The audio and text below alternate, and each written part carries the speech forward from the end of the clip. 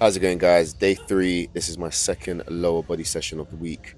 So the first accessory that I start off with is the prone hamstring curl. Now, this was changed last minute because the seated variation of this movement was in use, so I decided to go for this one.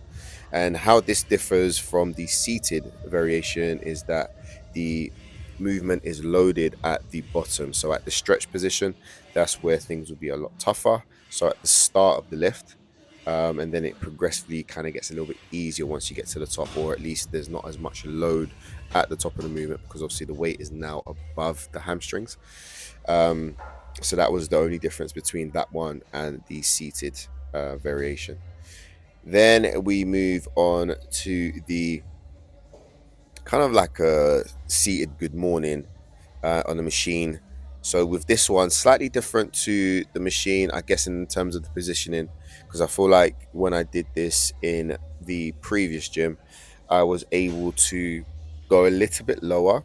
However, with this one, it was still fine. Like I still managed to get through a decent amount of weight, and the pump was insane after this. And it's one of those things where I think a lot of people tend to worry about directly working the lower back because it's already an area that kind of gets overworked with life in general, especially when we sit down for long periods of time.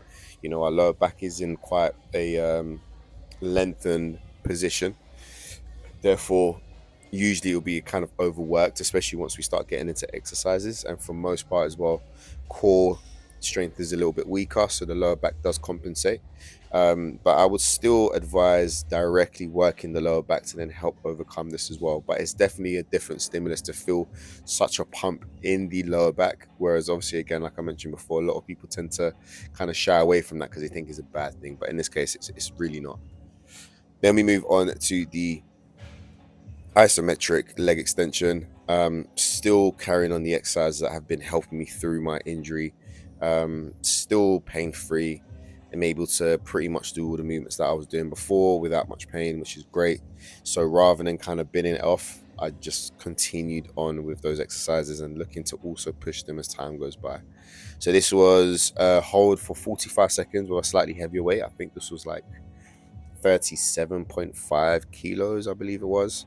And even at the end, I don't just kind of throw the weight down. I try to still control as much of the eccentric as I can, as you're about to see.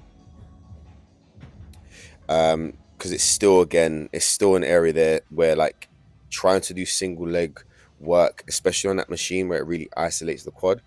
I still find that one side is a lot weaker than the other. So I'm definitely just trying to build up that strength as much as I can.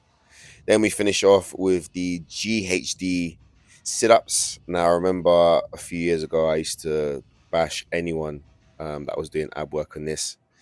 And now here I am, many years later, doing the exact same. But I just felt like this was a movement that I was able to not only work my abdominals through a longer range, but also be able to load that movement as well.